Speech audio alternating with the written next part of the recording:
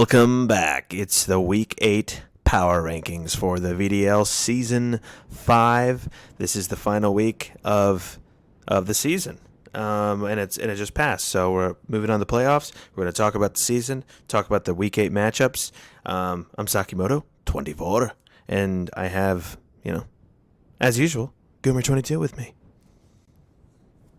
Hello, hello. Yes, this is going to be the last power rankings video because then we're heading into the playoffs, but that doesn't mean we won't get out some weekly content for you guys. Yeah, we think these videos are really fun, and we've had a fun doing them. So I think I should just say up front, before I forget, if anyone has suggestions for these things. I know some people added some things like some honorable mentions as far as matches go, plays of maybe some awards or something at the end of the season for like best plays, best text, I don't know. If anyone has any suggestions for these, or if you want us to dive into more detail about things or less or whatever, let us know. We just want these to be fun. Give them like the Mario Party hidden stars at the end of the Yeah. season. And then even if you don't win the championship, you just get the hidden stars and then you pull ahead and win. Exactly. So I don't know. I don't know. The Pummeling Licky Lickies might pull ahead for best. Well, I don't know. I think Gert might pull ahead of them for best replacement team, Best but replacement team. it's a hot contention. Best replacement. Yeah. Um. All right. Well, I guess let's just hop into the matches. Let's do it. So typically we talk about the kill leaders. So let's do that first. Taking the top spot by 3 kills, Kill Their Crocodiles and his band of spicy haired little moles or whatever. Doug Triolo. And big week for that mon. Very big week. We're going to talk about that match. That match was so hype.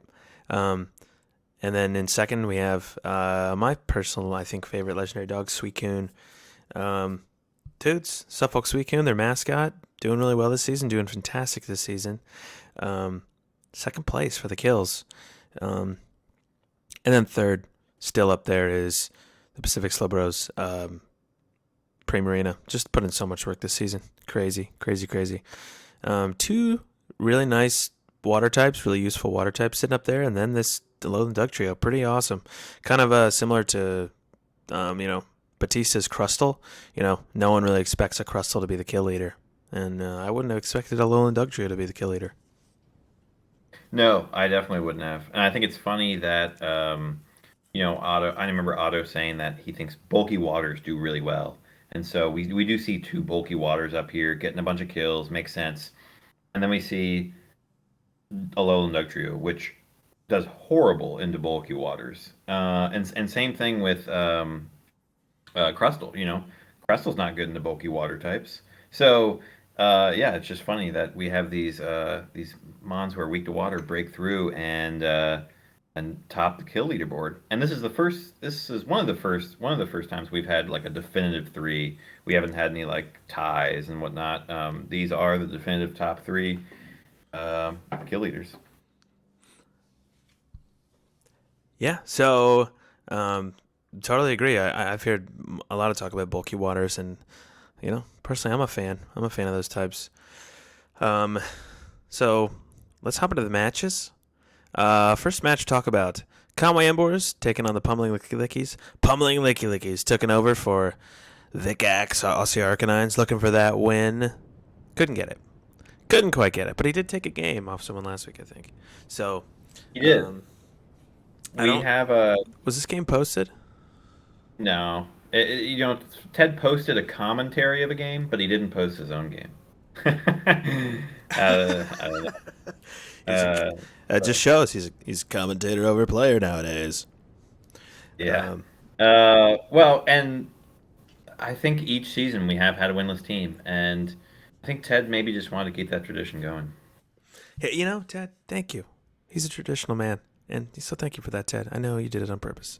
Um, but I think overall, I think this season has been very competitive. Um, Oh yeah. You know, and the Embors are a team that I think they started out like 2-4 or something, and they or like they didn't have a good record at first. I think it was like 1-3 maybe, but then they fought back, and I think they're 4-4 on the season. So I don't think any of us are too surprised. They were always a team like I pulled it. I mean, I pulled out a win against them week one, but they definitely, you know, we always thought they were a team that was going to play well and have a good season overall. So, um, yeah, props to them on the 2-0 again. Anything to say about that match? No, that's it. No surprise there. The Embers have been doing well. Yep. Next match, I can't remember. Was this a forfeit win or no?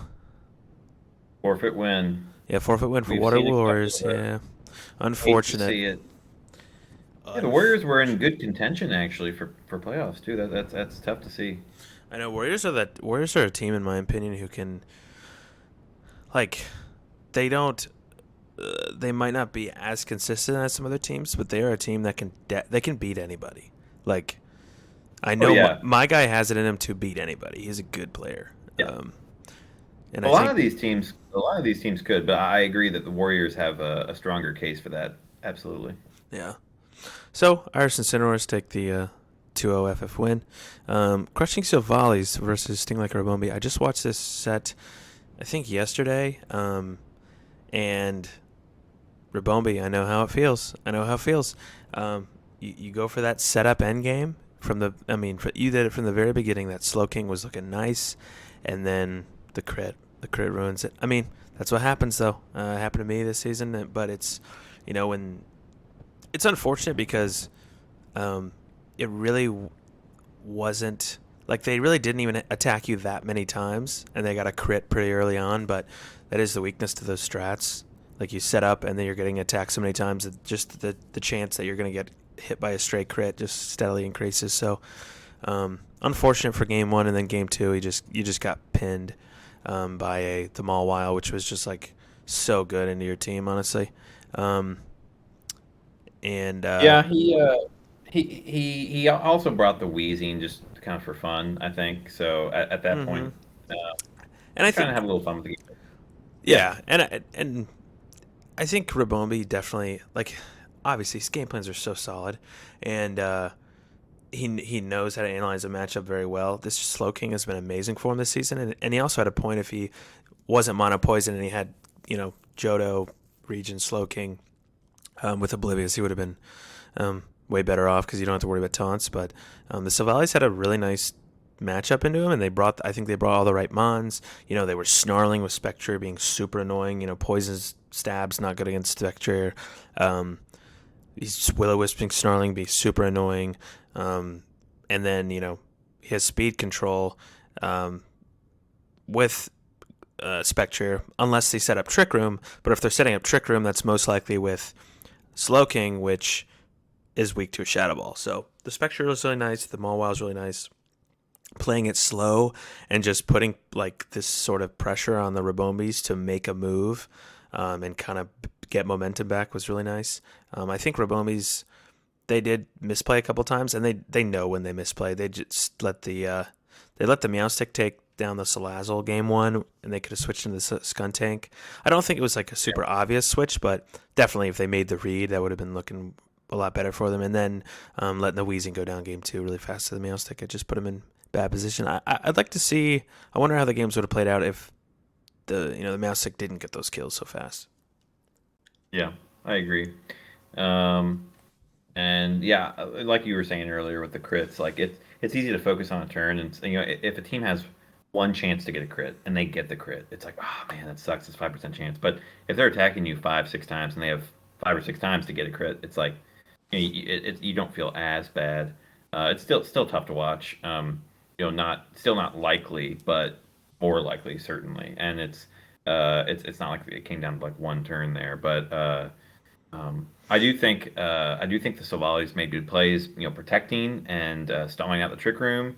They made some good reads there, and doing stuff like probably figuring they wouldn't be able to KO with a Shadow Ball right away with that Spectrier. They snarled that first turn to just lower the damage output.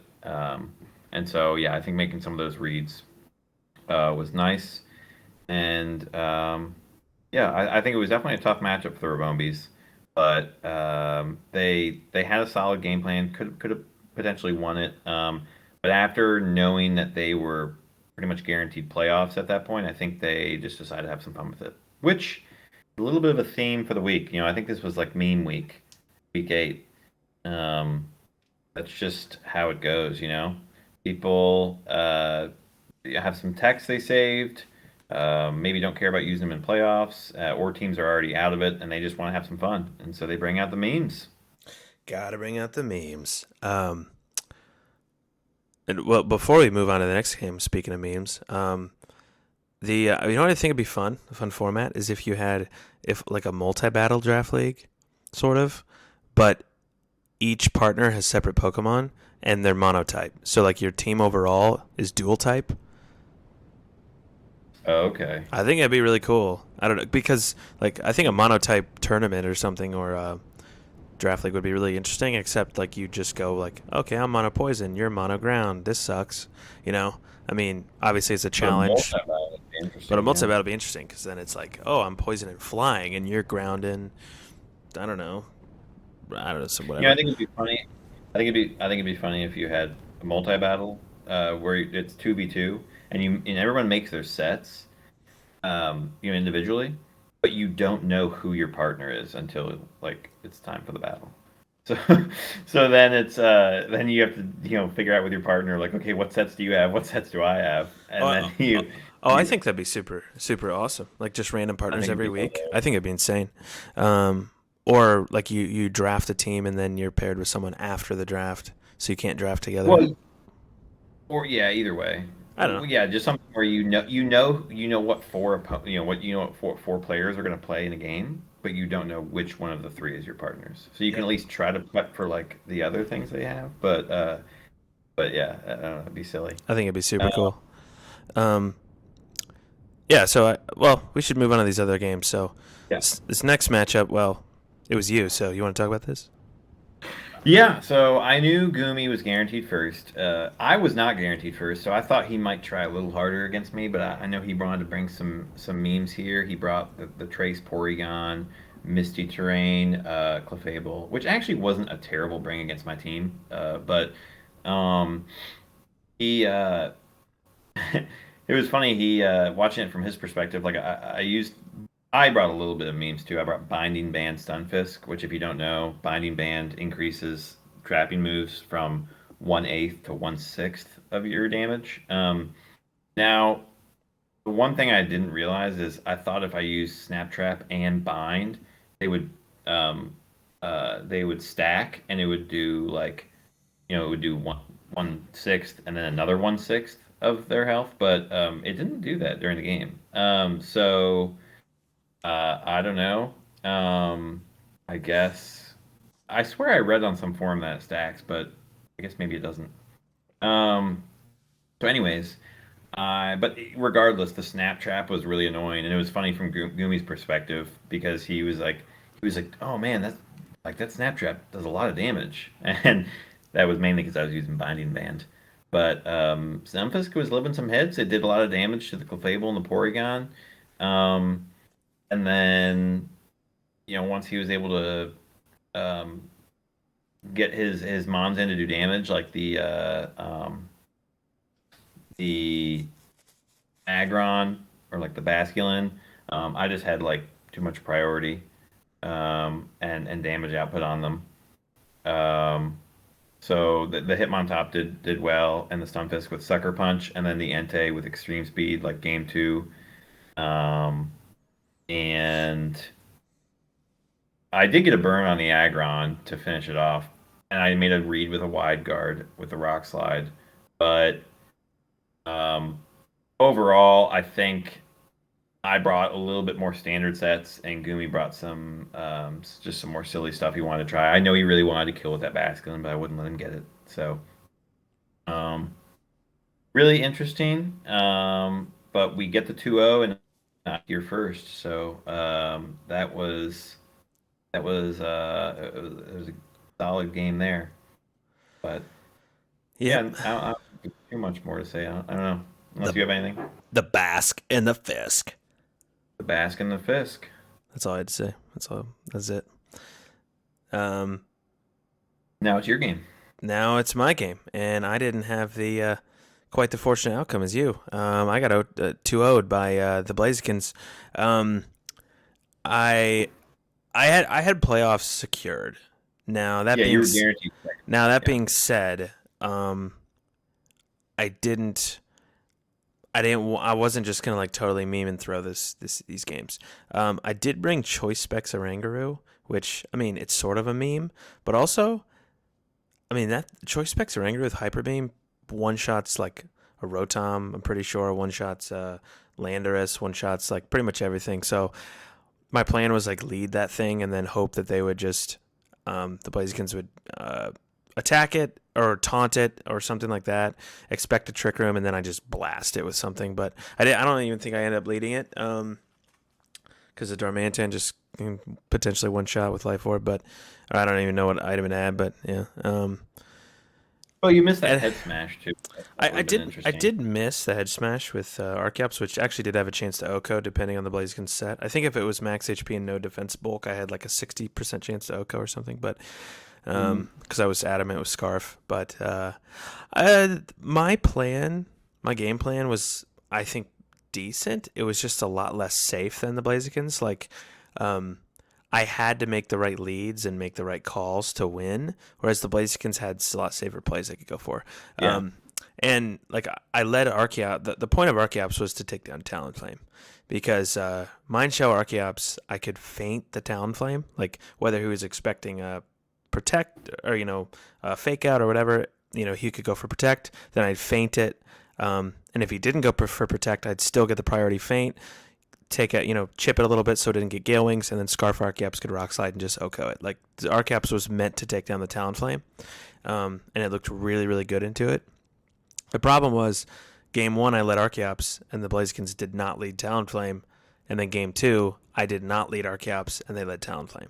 Um, Yeah. and Yeah. A little reverse. yeah, so it was just, but the fact that I didn't call the leads correctly, like put me in a bad position because, like I said, the Blazekins prep was a lot more safe than mine. They just had a game plan that was a lot better into different things I could have, whereas mine was I needed some luck on my side. Um, and then I think game two, there was various combinations of things I thought could happen, um, and I almost clicked like coaching, um, but I didn't, and they ended up double protecting. So that was really bad for me. I think I went for a fake out into muddy water, which was like the worst thing I could have done. Yeah. Legitimately the worst thing I could have done. So yeah, I just didn't make the right plays. Honestly, the Blazekins just had a nice solid prep, and since they played really well and made the right plays, I didn't really have a shot, honestly, from that point. But um, yeah, didn't feel like a blowout, but it felt pretty bad. I got beat pretty bad.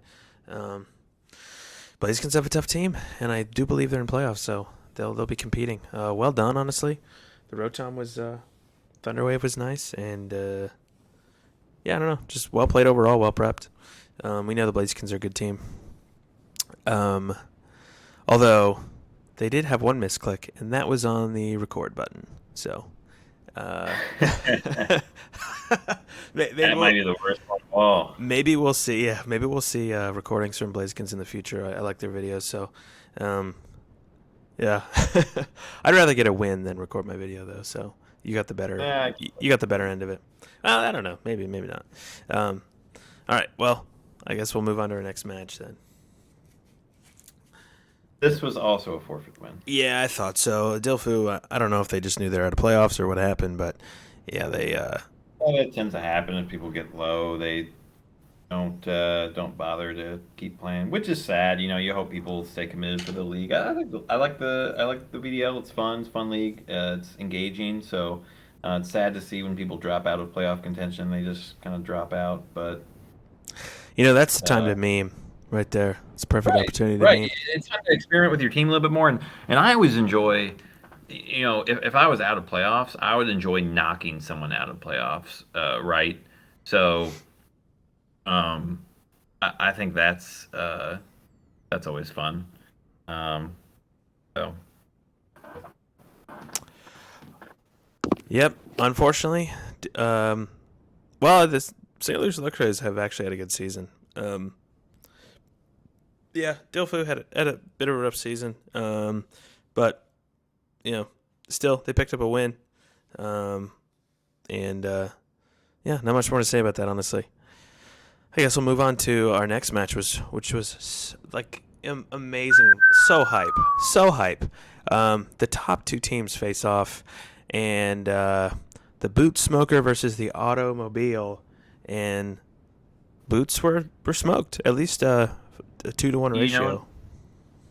You know what I loved about this game too What? is there was absolutely zero RNG involved. It's just just a pure good win for Lucian. Just a solid, fundamentals win. Right. But so did you watch this one? I watched it a while ago, I think. Um, I watched it. I rewatched it recently. Um, but it was, I mean, it was interesting, right? So game one, Otto goes for the quick feet double round with Jolteon and into the Zapdos with the Primarina and the Jolteon, and Zapdos lives on 1 HP. Excellent EVing by Lucian there. Um, and yeah, is able to KO the Primarina, and then the next turn, so then Otto switches in the Indeedee, um, and goes for the fake out on the Zapdos, just to clean up the kill. You know, it's only got 1 HP. Gets staticked, um, which actually does play in then because the next turn it's kind of an end game with, well, actually the next turn he has Jolteon and Indeedee versus Seismitoad and, or no, maybe no, the next turn he had, was it Steelix? No, he had, sorry. The next turn he had Stonejourner. So Stonejourner and Indeedee, versus a Seismitoad and Moltres. And Otto clicks Wide Guard, and Lucian goes for two spread moves. He goes for Muddy Water and Fire Wrath. So free turn for Indeedee, just get a big expanding force off, probably KO the Seismitoad, but he gets full parried from mm-hmm. the static the previous turn. So then, because at that point, with Sash still intact on Stonejourner, Otto was, kind of free to go for like Rock Slide round and probably pick up the Moltres. But after that, now there was still a way for Otto to win. I think he had to make, um, so because Otto goes for the expanding force and the rock slide, I believe, and no, he goes for protect on Stonejourner, so he does not, and it fails because he just used wide guard, and so then uh, the Seismitoad goes for Earth Power into Stonejourner, gets it down to Sash, and then the Moltres goes for Fiery Wrath on the Indeedee. The Indeedee does get the expanding force off and KOs the Seismitoad, but then you have a Sash, Stonejourner and an Indeedee. So, but the interesting thing is, because Otto had Follow Me on Indeedee, I think there was still possibly an out. He goes for the Rock Slide and the Round, I believe. But because he's got Wide Guard and Protect on that Stonejourner, there's a little bit of mind games because Lucian can go for Fiery Wrath, pick up the double KO, but if Otto goes for Wide Guard, then the Indeedee is free to round. Mm-hmm. Um, but if he goes for Air Slash and the Indeedee Follow Me's, then potentially Stonejourner's Rock Slide gets a KO, or Stonejourner, if he targets the Stonejourner, Otto can protect and then get around and then do Follow Me Rock Slide the next turn, or possibly Wide Guard round. Like there was a couple kind of mind games, I think, but either way, like Otto was still in pretty bad position and had to make a hard read. So um, unfortunate though, the static coming into play there. And then game two was really interesting because the Iron Ball, did two things for Articuno. He led the Articuno and Didi, and Lucian had the Seismitoad and Kangaskhan. And so Kangaskhan's like, oh, free fake out into Articuno, so that there's no Trick Room or Tailwind going up. But Auto is Iron Ball, which grounds it, giving it that Psychic Drain protection, but also allowing it to use Expanding Force, boosted Expanding Force, that is. So that was really cool tech from Auto. Um, and then because the Kangaskhan did go for the fake out, um, and then uh, yeah, like he went for the Muddy Water with Seismitoad and ended up getting two accuracy drops on the Articuno. So Articuno was like plus 4 at this point with competitive, and it actually undersped the Musharna with Iron Ball, which I don't know if Lucian was min speed Musharna, but yeah, so Articuno was able to just KO Musharna with a Shadow Ball, and yeah, like that lead just after not being able to fake out, and then Articuno having that competitive boost, like it just looked bad for Lucian. So then we go into game three. And the game three is interesting because Lucian leads double bird. He goes Moltres Articuno, and Auto opts to fake out the Articuno, which he led this. Auto led the same lead, that Indeedee Articuno.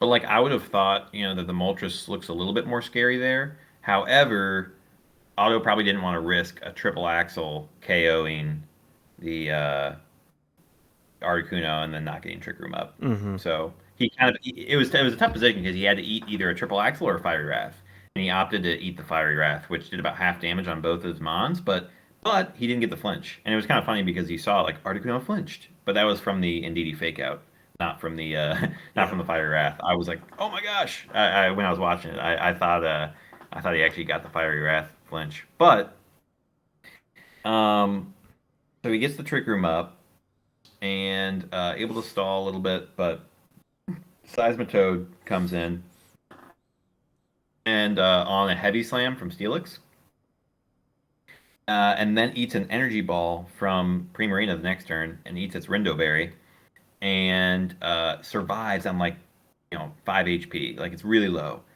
able to get its Muddy Water off, which is huge because it gets an accuracy drop into the Steelix.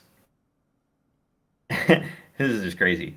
And so the accuracy drop causes, on the last turn of Trick Room, causes Steelix to miss a Heavy Slam into Articuno, letting Articuno Sheer Cold the Primarina. Now, it missed that first Sheer Cold, but then Trick Room ends, and Articuno gets a second chance to Sheer Cold, and this time hits it outside of Trick Room. So that Heavy Slam miss gave Articuno 2 chances to Sheer Cold the Primarina, because otherwise Lucian probably wasn't getting through And that that Prim. that's huge. Like that is Oh yeah. enormous.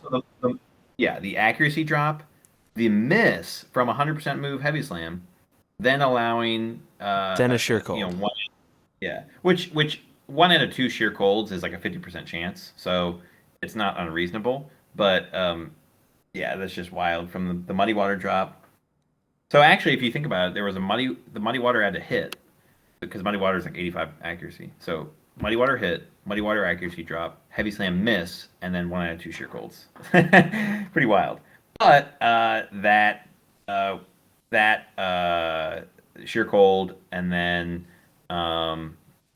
able to clean up the Steelix with, I believe, like an Earth Power. Then the Seismitoad and the Articuno are just able to clean up Otto's Articuno that he had in the back. So tough game. But you know what?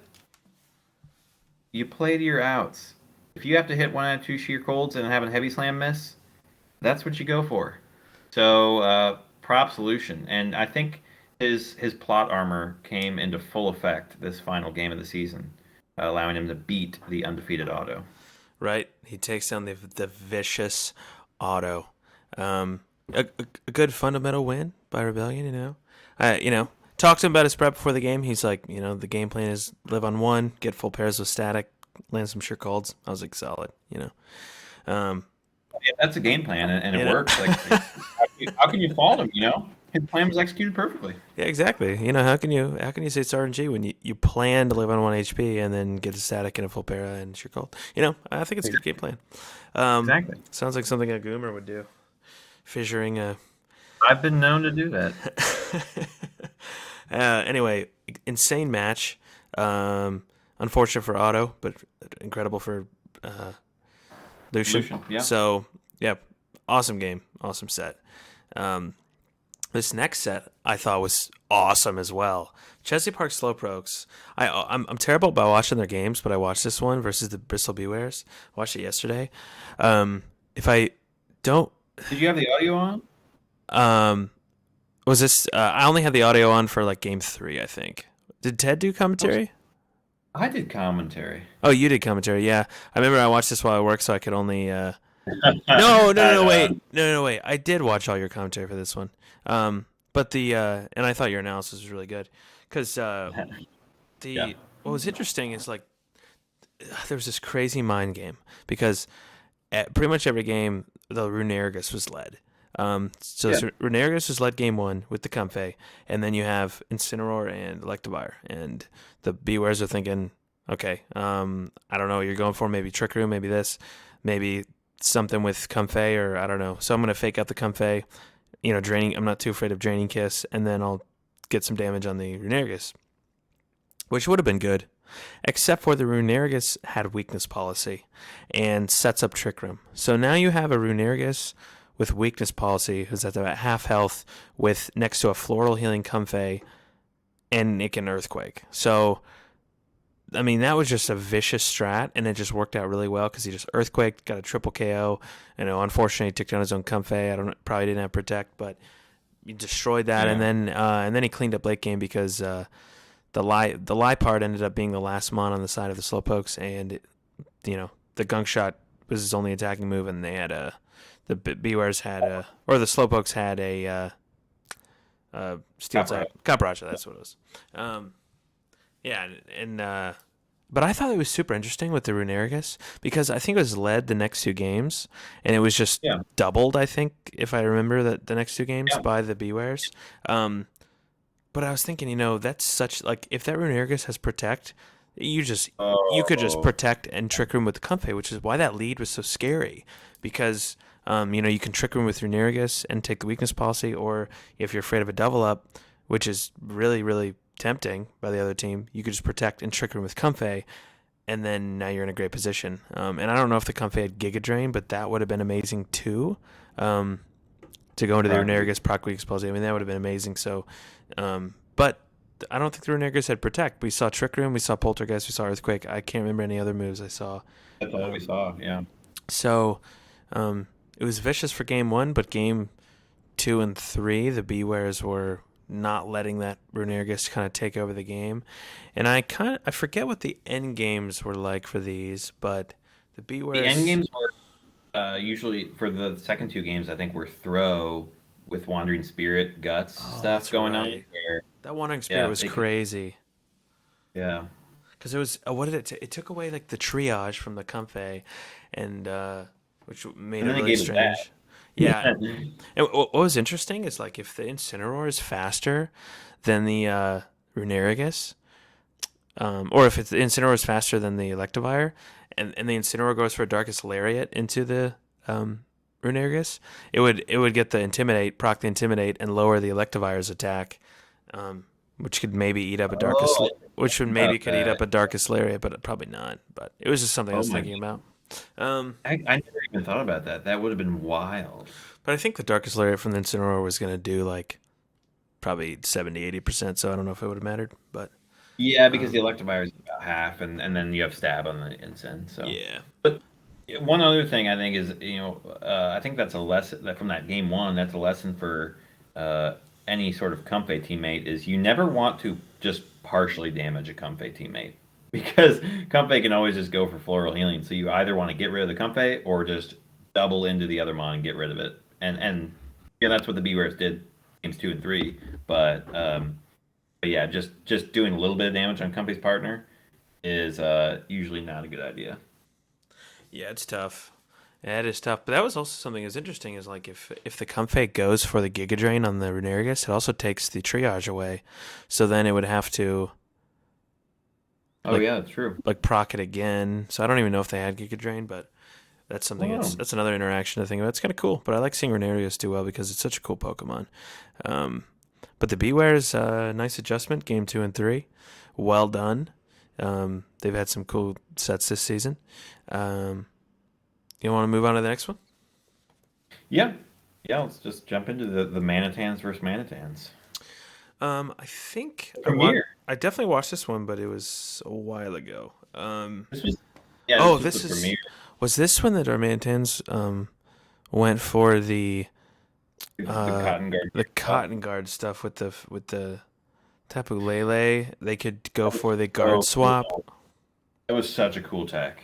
It was a really cool tech. He just needed like half a turn to more to like set it up properly. He's just And taking too much damage. he needed a less offensive lead from the Mantans, I think. But Yeah, I mean, I think there were some reads he could have made because who did the Manitans have that was really threatening to both of those? I thought they had some steel type. so I thought they led Silvally, which was fairy, which still does neutral damage, and No, I they had think a they had poison Thunder. type. No, they had the Thunderous with Sludge Bomb. That's what it was, and they ended Yeah, up targeting the correct. Because like you can Cotton Guard in front of Thunderous, but if it's special and goes Sludge Bomb, then I mean, I guess you have that right, Psychic Seed boost with Slurpuff, but still, right. it's So you have the defense, and then you have or special defense, and then +3 defense. But um, yeah, it was just too much damage. But they were still able to clutch out the win. yeah. Calypso made adjustments. He said, I really want to use this tech, but it's more of a bait now. I can't really use it. It's not as reliable, so I'm just gonna kind of make them think about it and not use it. So, and then it ended up working. I think he made good switches, and I think he had an interesting set on the Gothitelle too, um, or the Gotharita. Yeah, and uh, yeah, the the Octo Graplocked not having an attacking move. Oh, it was Oh, that's heartbreaking. right. Oh, that's right. I keep thinking Calypso lost game 1, but I was like shocked to see that it was a It pain felt split like it. set. Oh, dude, I said, Taco was probably yeah, hitting himself. He's like, no, I just need a freaking poison sting.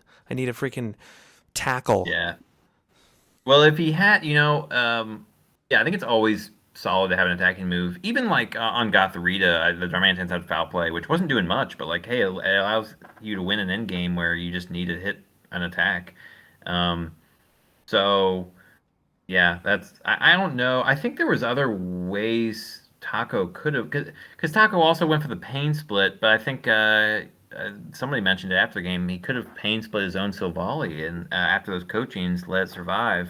Oh So yeah. I think there was a way out actually, but in those tricky end games, you just might not think of it. Um, so Yeah. Pretty cool sets though. The ice type Manitans win against the fire types though. Um, surprising, you would think the fire type would win. you would. Um, Great set though. But speaking of end games, moving on to the next match. This was so intense. Uh, Crocodiles take it 2-1 over the Tokyo Terrors. I think Tokyo Terrors won game 1. They had they finally were ever able to make this Glacier really threatening because the Glacier next to the Arcanine was a really really nasty combo. Especially because Glacier is better in Trick Room and Arcanine's typically better out of Trick Room. They had a nice little balance there. The Arcanine was good into a lot of what the Crocodiles brought. I mean, it hits the Dug Trio for super effective. I can't remember the other mons it had. I think it had another Steel type and a. Marathon. Yeah, Ferrothorn. So game 1, they set up the Trick Room and they essentially went to town with the Arcanine and the Glacier, and it seemed like the Kildare Crocodiles had a Trick Room answer for Glacier, and that was Ferrothorn. But the problem with Ferrothorn is that Arcanine. Ferrothorn's so annoying to deal with. It's like the only real way to prep for it, like reliably, is just slap a fire type on your team. That's like the only way Mhm. to, and it's a really good way to deal with it, easy way to deal with it. But it's like sometimes it feels like the only way. Um, and the Terrors The did other thing, that. yeah, I was gonna say they got their trick room mode up and it worked well. But what was interesting was they've used a couple times now this normal gem Hitmonlee to get Mhm. that unburden. But I find that weird if your plan is to get a fake out trick room up, because then you have a fast Hitmonlee in trick room. I was thinking But the same thing. Now, I mean, yeah, I was thinking it was weird. I'm a fan of that normal gym Hitmonlee, but yeah, in that position, if like your plan A is to set up Trick Room, that's kind of weird. Now, maybe the normal gem unburden stuff was a backup plan. Like maybe they thought, okay, right, Hitmonlee's not because that the other game, useful here unless like fake out's really the main use here. And in case my opponent goes for something that prevents Trick Room, well, then my backup is I have a fast Hitmonlee. So I yeah, mean, no, that's true. Yeah. so not a bad combo. It was a little strange to see, but I can kind of see how it would work or be a safe mode. Um, Well, you know what was interesting too? I don't know if you were going to talk about game 2 and 3, you can. But I mainly just want to talk about the end of game three. yeah, that's fine. Um, like, were you going to talk about the Arcanine damage with Wild Charge? That's something I was going to mention. I was very that wild charge did nothing. Well, it did nothing. But what was interesting was I know Ted during the commentary was like, you know, the Arcanine opts to Wild Charge, instead of getting rid of the Ferrothorn, right? Hmm. Or the Abomasnow. Instead of Flare Blitzing, he opts to Wild Charge. But I think that was because it probably only had fire moves and Wild Charge, and like Glacier probably doesn't really have anything to hit the Sand Scorch very well. So like he had to get rid of, even though it was like, oh, that Abomasnow, like Flare Blitz looks super free into it. Recognizing that the Sand Scorch was going to be really scary in an endgame, he had to go for the Wild Charges, and Yeah. actually, it paid off because he hit it with a Wild Charge, Leech Life, and then Wild Charge to barely pick up the KO. I looked at the damage. The first Wild Charge did, I think, 32. I think it did 32 damage, and the last Wild Charge, the Sun Scorch had 40 HP, and it took it out. So I don't know if that was like the low roll and the high roll. Kind of seems like it might have been, but if that first one did 32, there was a good chance that Sun Scorch was going to live and get a big fire lash off into that Glacier. And if it does in the sun, even though it was intimidated, I think the Doug Trio Earthquake just wins in the end. Yeah. That Senate Scorch was actually a monster in that matchup. Mm-hmm. Especially with the flash fire, like your opponent can't go for heat waves reliably if they run heat wave. Like it's just super scary. And the switch in was really really nice to make that read, to take that. Right. I forget what move it was at first, but Well, um, I think it's really interesting too against Arcanine because you might opt to run Flash Fire so it can't hit you with fire moves, but you also might want to run White Smoke to prevent those intimidates. So it's kind of a tricky situation, but ultimately opting for the Flash Fire I think was the move, but it just didn't work out because of the damage rolls. now I want to talk about Game Three because this is probably one of my favorite games of the season. It was so intense. There's so many things to talk about, but I'm just gonna hit the main points. First of all, the Abomasnow sets up the Aurora Veil turn one, which is Yeah. really nice to set up like the just just get your defenses up. I like the play. Jinx ends up just being a sacrifice, which is fine. I sort of agree with Ted. I think going for a double blizzard was the play, even though I don't think it mattered. I don't even think the Jinx got to do anything. But Hmm.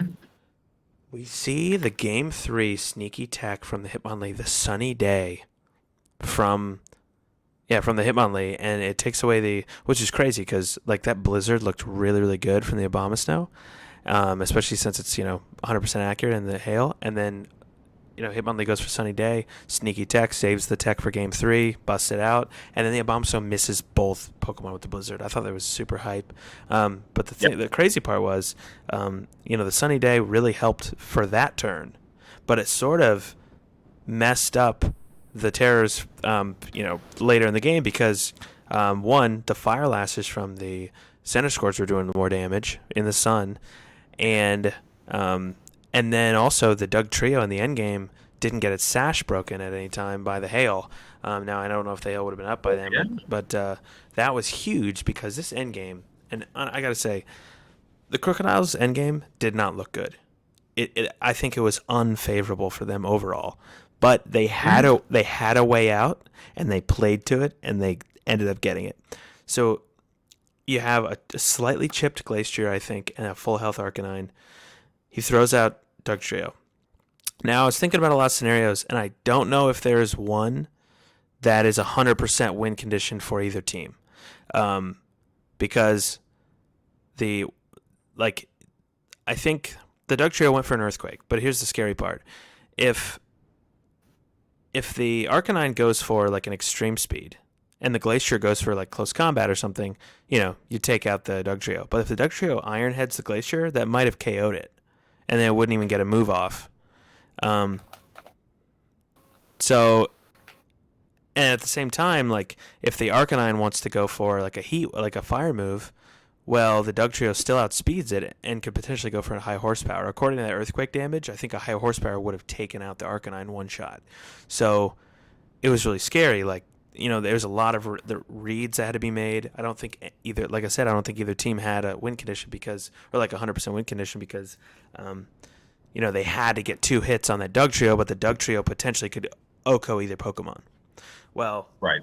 what happens is they protect the Glacier, which was honestly good for the Crocodiles because they go for the Earthquake. They chip down the Arcanine. The Arcanine goes with extreme speed, fearing maybe a high horsepower, which was a great read by the Crocodiles. And then, he's able to. I think what happens next turn is he goes for the Iron Head. No. He does the smart play. He goes for the only play he had, which was the Rock Slide. I loved it by the Crocodiles. They clicked their move super fast. They knew exactly what they had to do. Their only way out was the Rock Slide, because the Arcanine they could just double it with like a fire move and like a close combat, and it was over. Um, Yeah. but the Crocodiles knew that their only way out was since their sash is broken. I was like, I gotta kill the Arcanine with the Rock Slide. And I gotta flinch the Glacier with the Rock Slide. Is the only play he could have made, and it happened. It worked out. So it was a little lucky that the Crocodiles made the correct plays because they had to make the correct plays according to what the Terrors were going to do, and they had to get the flinch. But that was their only way out. So there was a little luck involved, but like I said, they analyzed their win condition, and I thought it was super impressive that they did that, and they ended up getting the win. And those are those situations where you could easily just lose that game, and it's improbable, but you played to your win condition, and it did end up working out. So Yeah. humongous game three. Super unfortunate for the Terrors though. Yeah. And now that you say that, I wonder if that Wild Charge wasn't a damage roll because I wonder if the first one was under Aurora Veil. I can't remember now. It was, I think. Oh, so then maybe it wasn't a damage roll. I think it was. I think it was. But I was still impressed. It's like Centiskorch's defense isn't that good. Yeah. Um. Yeah. So excellent game. Really, really good watch there. So I guess we'll move on to the next one. Yeah, the Celestials with Stabilize. I don't know if this one was posted. I didn't see it. Not posted yet. But I know the Celestials. It didn't really matter because the Celestials were giving up their playoff spot so generously. And I think they brought some memes like Perish Song, Marowak, or something like that. So But anyways, the Stabilize pick up a win. They're hot. They're pretty hot right now. Celestials are a pretty hot team as well, but Stabilize is really hot. Speaking of bulky water types, Feeney, just kind of, I wouldn't say carrying a team, but it's the core of that team. it is. Yeah. Unless, I don't know, it might be the core of the team, but Mr. Mime seems like the captain sometimes. Um, I don't know. Yeah, and then our final game or match of this week, the Old English Ice Cube take on the Suffolk Suicune. I don't know if I feel like I did watch this. Yeah. You're talking about he got the heat wave burn on the Gigalith, and then but then he double swapped Yes. out with the Whimsicott, and the Ice Cube end up coming back. Yeah. So the Toots gets a heat wave burn on the Gigalith with the Moltres. and then sets up the Sunny Day with Whimsicott, goes for another Heat Wave, gets I think a double crit potentially, or maybe just one crit. I think it was just a crit on the Gigalith actually, and it didn't crit the Grimmsnarl. But then like Grimmsnarl was super low health. Um, the Gigalith was pretty low health and burned, no sand up, and the Heavy Slam didn't even do half on the Whimsicott. I mean that burn was really annoying. And I think Toots was basically like guaranteed a win there if he just Heat Waves and Dazzling Gleams or Moonblasts, because Gert kind of went for his out and saves the Gigalith and then swaps in the Dracozolt to try to take a Heat Wave. But if Toots went for a Fairy move, I mean that would have just taken so much damage. And then yeah, the Heat Wave would have had potential to burn, and in the sun still would have done decent damage. But this way, Gert preserves his weather, preserves his sand, and I don't know if Toots was predicting like a Thunder Wave from the Grimmsnarl or something like that, but he double swaps to Suicune and Manectric. Maybe he just wanted to get some more kills with Suicune, but that actually kind of threw the game for him because now he's got this Suicune Manectric out there, and uh, Gert is able to swap out the Grimmsnarl, get his sand back up with Gigalith, and have that Sand Rush Life Orb Dragozolt just going to town with Dragon Claw and High Horsepower and Bolt Beak. So he opts to Dragon Claw or no, he High Horsepowers the Manectric. It's Shuka Berry survives, but then the Suicune goes for a Scald, crits the Gigalith, and I believe he brings in the Fungus at this point. Um, and Gert goes for another Dragon Claw, gets good damage on the Moltres, and Tooch is kind of just trying to switch and get position at this point. The next turn he switches out the Suicune to take a Bolt Beak, and Gert just keeps smacking things on Toots' team with this Dracozolt in the sand. And then yeah, is just able to put on a ton of pressure and climb back for the win. Um, and then game two, uh, it was an interesting matchup again, and it came down to like an end game. Well, game two, I was also kind of confused why the Whimsicott went for Misty Terrain because Toots had Flygon. Um, he had Flygon, Cresselia, and Moltres, which are all unaffected by terrain. So I don't know what the Misty Terrain was for game two by Whimsicott, but um, there was also an interesting Protect by Gert in the end game. It was Flygon. Well, the Gigalith went boom for one, which was hilarious. Um, but it got the Flygon super low, and the Cresselia did some damage on. But then it was Cresselia Flygon versus Grimmsnarl Dracozolt endgame in the sand. And the Dracozolt protects, which I thought was interesting. I would have thought it would just get rid of the Flygon with a Dragon Claw, but it opts to protect. And then Gert goes for the Spirit Break into Flygon. And if Toots had doubled the Grimmsnarl that turn with the EQ and a Moonblast, it would have taken it out for sure. And then Gert would just have that Dracozolt, and I think he loses that end game. But Grimmsnarl does get the Spirit Break off, still lower health. And even the next turn, I think if Toots goes for the Moonblast, well, he actually protects to stall at the last turn of Sand, which was smart. And then, so now the Cresselia is the fastest thing on the field and has Moonlight and Moonblast, which, hits both of those Pokemon hard. And I think if he goes for the Moonblast into the Grimmsnarl, he could potentially get the win there because even though his Cresselia was only at like half health, he opts to Moonlight to like get back up to full. But if he takes out the Grimmsnarl there, the Dragozolt with an unboosted Bolt Beak really doesn't do too much, and then he could just, since he's faster, he could just Moonlight. But since he left the Grimmsnarl on the field, the Grimmsnarl's now hitting it with Spirit Break, able to get a light screen up, and then the Cresselia just isn't doing that much damage, and it takes longer to kill the Grimmsnarl and the Dracozolt. So a tough endgame. I think Toots had a chance in both of them for sure. But Toots was guaranteed playoffs as well. It was just kind of potentially. Actually, I think he was guaranteed wild card at that point too because Darmantans won.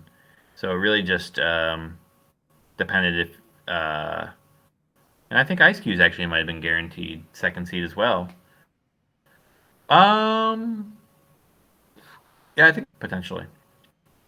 I can't remember if the Mantans could have taken second seed from them because Womble was giving up a spot, so it might have been guaranteed second seed for Gert and guaranteed wild card for Toot. So I don't know that the game mattered too much in the end, but um, still an intense game, and yeah, uh, hopefully Toots can turn it around in playoffs. Hopefully not actually, 'cause I want to win. Oh yeah, I was kidding. Me and Toots are gonna have a hell of a match. I'm 0-1 against Toots, as far as matches go. So I'm looking for revenge. But anyways, I guess we'll move on. Congrats to everyone for the week 8 match wins, or any spicy tech you brought, or some really good sets. Um, moving on and to, sorry, what are you gonna say, Goomer? I was gonna say, yeah, maybe we speed through the power rankings a little bit more, so we can get to the playoff Yeah, predictions here. yeah, let's do it. Number 24, Aussie Arcanines, previously, now the Pummeling the Cookies. Still haven't picked up a win as far as matches go, so they're the bottom. Dilfu, 4th win, not a great season. Overall, they only got, I think, one win. Yeah, unfortunate to see them. They had a pretty interesting team, but yeah, sitting down here at 23. Slowpokes, really fun set this week. Really cool stuff, but not a great season record overall. So they're sitting down here in the bottom row. Tokyo Terrors, another really cool set this week. But yeah, love their logo, but sitting down at 21. Killer Crocodiles, probably my favorite match this week, honestly. But yeah, sitting down here because their record isn't super great. Same with the Bewares. Bewares a fantastic set this week, but yeah, sit down at the bottom just because their overall record isn't super hot. But good job for the week 8 win. Now we number 18, we've got the Lux Rays. They've had an interesting season. Sad we didn't get to see their last game because of the forfeit, but um, I think they did. Their team performed better than I thought. I think they had some tough matches. Um, and they made some trades, switched up their team a little bit mid-season, which I think helped a little bit, and still some quality games from Lux Rays, and who knows? Hopefully they'll be back next season. Yeah, good stuff from the Lux Rays. We got the Warriors down here. It's unfortunate because two of their losses were actually forfeit losses. Um, and yeah, they had a tough schedule. They had some really good games. Really good game against you. I think they. This was unfortunate because I think their team had more potential than down here at 17. But sometimes that's just how the seasons go. Irish Incineroars. I think they had more of a back and forth season. And sad again that they got the forfeit win. We didn't get to see their game this last week, but still able to get. I think they ended 4-4. So yeah, solid for a newcomer here, and just barely missing out on playoffs. Um, but yeah, they hopefully they can be back next season and pick up some more wins, possibly make playoffs. Silvali's, I love their commentary this season. I thought it was hilarious. Um, they had some solid plays. They made some trades midseason, which I think helped too. They also had some unfortunate games, some misses here and there and whatnot. But overall, I think they played well. They were still a solid contender, and yeah, hopefully they'll be back next season. Celesteelas, I feel like we really didn't get to see many of Womble's games this season, which was unfortunate. The one that I really remember is actually from Rebellion. I don't even know if we actually got to see any more from the Celesteelas. Maybe one other one, but I thought they had a really cool team. And so it's sad that we get to see more play from it. And Womble's, he's just stressed on time, which is unfortunate. So yeah, he's given up his playoff spot. Would have been really interesting to see how they performed in playoffs. So we've got the Mantans down here. A little bit of a losing streak. Barely missed out on playoffs. But they Yeah, they had a really cool team that Sun mode, and um, I think they did better with Silvally than I've seen most teams do with it. I can say that. I still don't know how I feel about that mon, but they utilized it decently well this season, and yeah, unfortunate to see him drop. They were hanging around in that top 8 kind of for a while, and then these last couple weeks kind of just snuck down here into the bottom 12. And then we move up to the higher half of the teams. The second row of teams, we got Stingray Bombe number 12. Great season overall, honestly. They've played fantastic, especially for having a monotype team. You watch their gameplay, and their game plan's super, super well done. And Trick Room mode has been amazing. Batista always super fun to watch, and his analysis of his own matches are great. I think Batista could also do commentary on other people's matches if he was up for it. I think he'd be really good at it. Just because I like how in depth he goes and he understands what plays are optimal at certain times and what he has to go for in end games and things like that. Love it. Ends the season 4-4, I believe. Embor is another 4-4 team. Started out the season not as hot as some of these other teams, but they picked it up, baby. They picked it up, and the Conway Embors they're hot now. So I think they did get an FF win this week, but hey, they're cruising into the playoffs, I believe. So they don't care. They're gonna just prep for playoffs and hopefully be a really good contender. Blazekins, another hot team. I don't think they started the season very hot, but they another fire type team picking it up. They pick up a win over me. They just well prepped, well played, super solid play. I mean, definitely gonna be a playoff contender. We know they're good. Me, number 9. Talk about a black and white season, my friends. Prepped really hard early in the season. They got some lucky wins. Was 4-0, and the season 0-4. Holy crap, what a turnaround! And now I need to pick it up in playoffs because I'm going against Toots, and he is vicious. So, yeah, I am 4-4 this season, still barely squeaking to playoffs, so I'm thankful for that. But, man, I got to turn it around. Sussex Sableyes, another team that was just not. They picked up a couple losses early in the season, but they've just had super solid game plans and gameplay. Great analysis of their own gameplay, super awesome. They'd also be really good at. I'd love to see them do commentary. Fantastic season overall, sitting there at number 8. I think the highest of the new teams in the season. So props to them. Well done, great season. And then Toots at number 7. I know Toots we've kind of been ranking, Toots is a hard team to rank because he has a lot of game 3s, and I don't know. He's been a hard team to rank, but he's been up here in like the top 7 or 8. I think the entire season he's fluctuated from like 4 to 7, and I don't know. But he's just been up here, been a super solid team all season. Has a disgusting team. I don't know how the heck they're so bulky yet so fast. His team. Who said that early in the season? I think someone made a comment in the Discord like his team is so fast for how bulky it is. It's crazy. But well done. Love to see the Suicune do well. So let's move on to the top 6. All right, now with the top 6, we've got Gumi and the Roll Gold Pretzels, who's been hanging on this top row. Couldn't quite grab that number. Or no, he was in the number 1 spot for a little bit, actually. Yeah, he did make the number 1 spot, and then he fell later in the season. Some tough final games. But still up here in the top 6. I think he's got a really threatening team. Seems like he was maybe goofing off a little bit these last couple weeks, but regardless, I mean, hey, losses are losses, so we gotta drop him a little bit, and maybe he'll turn around during playoffs. I'm sure he'll bring it his all. He was pretty hot early on, and maybe he can turn that around in playoffs and make a big run like we've been waiting for Gumi to do here. So we'll see. And we've got me, Bolton Bashers, number 5. This is a tough one. I mean, I really don't know that I've felt super great about a lot of my games. This has been a tough team for me to play, but I mean, hey, I was able to squeak out 6-2, so at least that says something. And yeah, it'll be interesting. Hopefully, I can make something happen during playoffs. But yeah, got my win against a tough team, Gumi. I mean, he was memeing a little bit, but hey, I edged it out over him in this last week. Then we've got Gert, which is honestly one of the weirdest ones to rank here because he came in halfway through the season and has just been on a tear. He's undefeated, I think, with his new team.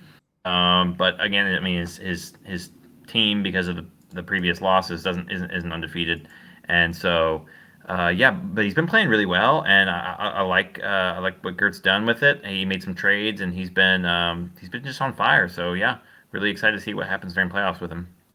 We've got the Dormantans here.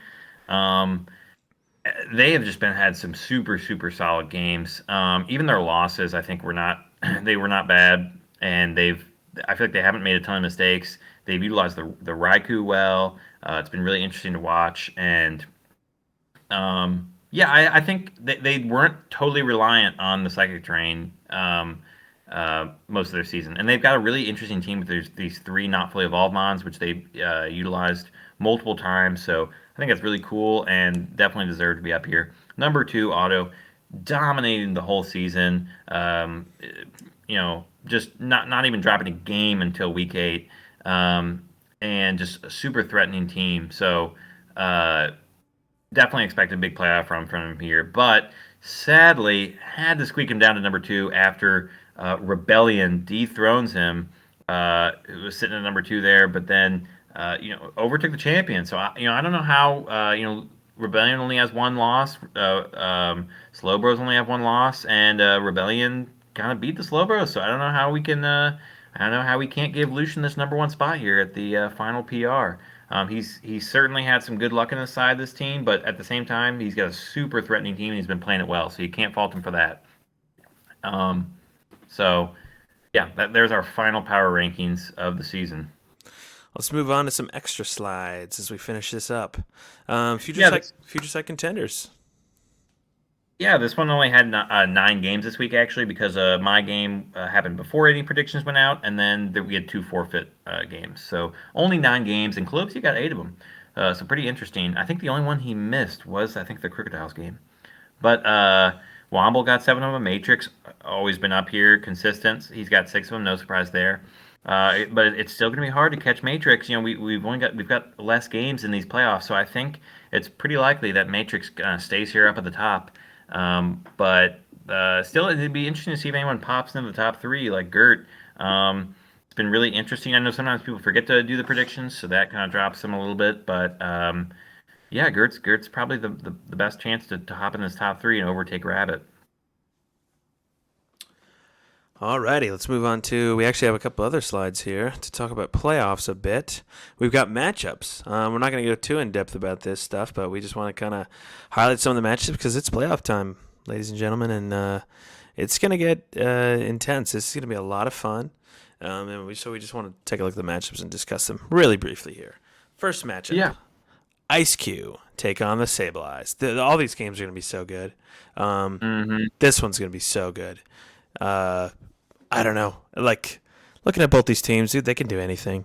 And you know what I like about both these teams? They are super deep. Both of them. I mean, every single one of those mons on both sides of the team can be utilized. Yeah. Absolutely. Like, they're not even that situational. Have extremely useful team. 2 of my favorite mons of all time on either side. Sussex Sableyes have my Skeptile. It's my favorite mon of all time. And then the English Ice Qs have a Sharpedo, which I actually wanted to draft this season, and I probably would have drafted if it wasn't for me getting Milotic. But I love that Pokemon, and I think it's actually sneakily really good. We've got the Sand mode on the side of the Ice Qs, and then the Sussex Sableyes just have so many combos they can go for. They can go, Misty Seed stuff. They can, they've shown that they can do Trick Room. They can go for other stuff. I don't know. This is gonna be a crazy matchup. What do you think? Yeah, I think it's really interesting. The Sableyes started off a little wishy-washy in the beginning, but they've been on a little bit of a hot streak, and so have the Ice Cubes. So it'll be interesting to see how these two face off. Yeah, I know the Ice Cubes made some trades. They have some mons they haven't quite utilized yet. I don't know if they've used a Dusknoir. I don't know if they've used a Sharpedo. But those could always come out. You never know. And same with the Sableyes. I don't know that I've seen them utilize the Chinchino, but still, yeah, I agree that all these mons are very viable. And you've got an interesting matchup, weather on one side, terrain on one side. And this really, like when I was going through predictions, this was one of my hardest ones to predict. Actually, like I thought this was such an interesting matchup, and it really just comes down to I think making reads on which mons the other ones bring. I don't think it's super obvious which six come from either side, and I think it's going to be a really interesting matchup. Do you know who you predicted to win this one? I haven't made any predictions as far as playoff go. I'm just gonna make an Oh, off the cuff one. Um, I want to say the advantage goes to Gert as looking at the teams. I have reasons as to why, but dude, it could go either way. Like this is impossible to make like a super confident prediction on, um, especially since like I think they're both super good players, so they both can analyze each other's threats well and and counter them. So it's really hard to say who has the favorable matchup here. it is hard to say. There's a lot of counters on both teams, but I actually am predicting Sableye. So a little split prediction there. We'll see who gets it right. Um, Well, so well, hey, that should be really either way, one of my favorite mons is moving on, so I'm happy about that. exactly. Um, the next matchup we can talk about is both of the fiery Embers take on the Bisbane Blazikins, the blazing Kins. Um, this is gonna be, dude. Embers have a crazy team. they just Well, they also they made got they made interesting trades this last week too. They traded for that Surfetch and the Ditto. yeah. The Ditto is super interesting because like I mean, you can't really prep for Ditto. I mean, you can, but like you're going to be wasting a lot of time prepping for a Ditto when you have no idea if it's even coming and you have no idea. Like the Ditto can be anything. How do you prep? I don't know. It's crazy. But it can be a win condition. So the Crustal's been utilized all season. I think it's something from the Embors that's been really nice is they're not relying heavily on the Rillaboom. And they're not relying, they didn't rely all season on the Halucha, which they no longer have. I mean, they're they're trying out other stuff. They're going with bulky Gutra strats. They're going with Crustal strats. Um, I mean, they know how to utilize their entire team, and I think we're noticing a theme as at least for these two matchups. Both all of these teams, all these four teams on the screen are very deep. All these mons can be used in different ways. Can be very useful. It's going to be kind of crazy. And on the side of the Blazikins, I mean, we just talked about threat level. My God, the Buzzwole, if that thing can get going, it gets going. The Landers is always so scary, especially in this format. Darmanitan just one shots anything, doesn't matter. It just freaking Right. it just bops. Talonflame, scary. Lopunny can do scary like some tricky things. Um, I, it's hard to say which team has the advantage. Um, I don't know. What do you think? Who'd you predict in this one? Um, I actually predicted the Embors, but again, this was a really tough one too. It's tough also because you have both of these teams were kind of fighting for playoff spots in the end. They neither of them were guaranteed playoffs. And the Embors, their last 2 weeks, they needed 2 wins, but they faced the bottom two teams on the PR. So not unlikely that they win those, but it just doesn't show as much to their skill level. I feel like so it's hard to say with how the Embors will do here. But again, they've had some tough matchups as well, and able to make the top 12 and make these playoffs. So they've definitely got some threat there. But I personally I kind of like the Embors in this matchup. But I think it should be really close. I'm gonna have to agree with you honestly. Look at the matchup. I like the Embers team into the Blazikins better, but I mean, you never know. The Blazikins have such high offense that if they make the right calls, they can just blow through a team. So hard to say. Hard to say. Yeah, I guess let's move on to some other matchups. All right, we've got my wildcard matchup against Toots. I guess is this a wildcard matchup or is this? Yeah, I guess technically, even though Toots has a better record. What the heck's going on? How does this Yeah. how does this play out? I got lucky in my division. Yeah, I think our matchup. I mean, again, two teams. I think my team is super deep. I intentionally tried to draft a deep team this season, as I felt my team last season wasn't very deep. So, yeah, and Toots has a super deep team. I got to prep for freaking everything. And then, I mean, I don't know. This matchup, obviously, I'm going to predict myself because I want to win. But I don't know. This is going to be a crazy game. Yeah, I voted for you too. I can't vote against my brother here, but I I still think it can be really intense. You know, Toots is the king of game threes, so I expect this to be a good match. And like you said, you're 0-1 against Toots, so we'll see if he has your number again. But the other interesting thing is, both of you haven't really been on a hot streak these past couple weeks.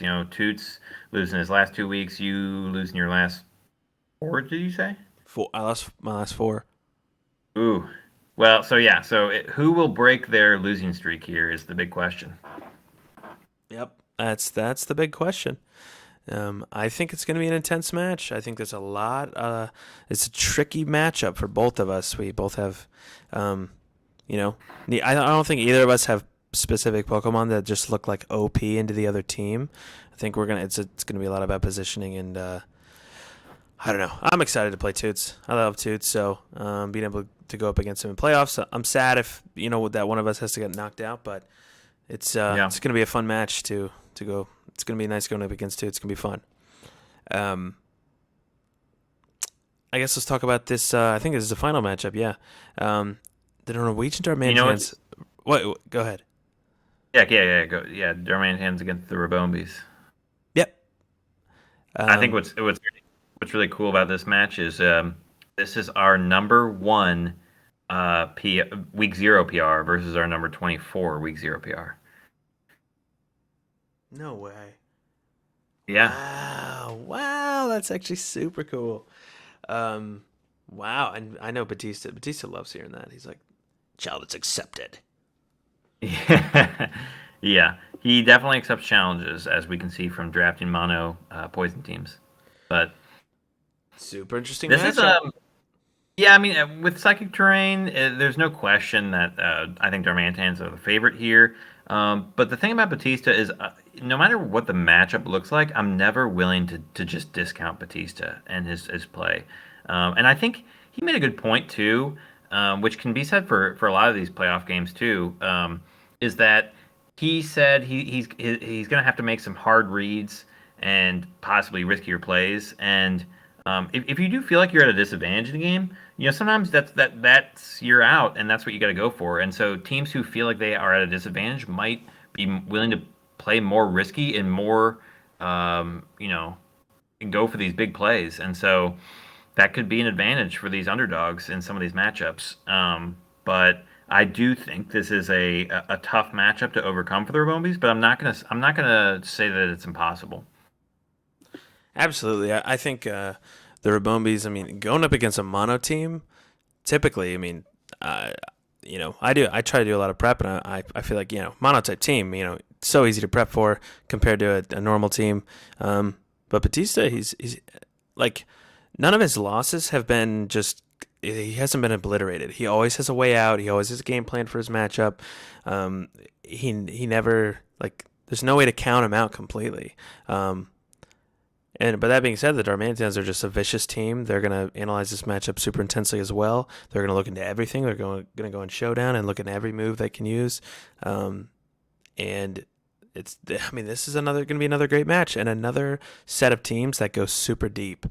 They're not afraid to utilize everyone on their team, and they're all viable. It's going to be really You know, interesting. I don't know if Darmantans were expecting to face the Rabomies or not, but I think they made a late trade for this Behem. Another psychic type. So Right? I don't know. I don't know. Maybe it was maybe they knew it was coming. Um, so I don't know. It's gonna be another fun one. All these matches are gonna be so hyped. It's I'm gonna be really awesome. excited for all of them. So yeah, Is that the end? I don't think we have no more that's slides. the end. That is the end of the Uh, PR. yeah, those are my predictions though. Sableye Embors, Sauces, and Darmantans. What were yours? Mine are actually the same as yours, except I am picking. I'm going with Ice Cube. I think he has the team advantage, but I don't know. Any of these matches just feel like a coin toss, to be honest. Um, but yeah, I guess everybody, good season overall. Everybody, if you didn't do as well as you wanted to, I'm sorry. But Yeah, that's how it goes in Pokemon. And to the teams that made playoffs, congratulations. Let's have some good games. Let's have a good. Let's finish out the season with some cool matches.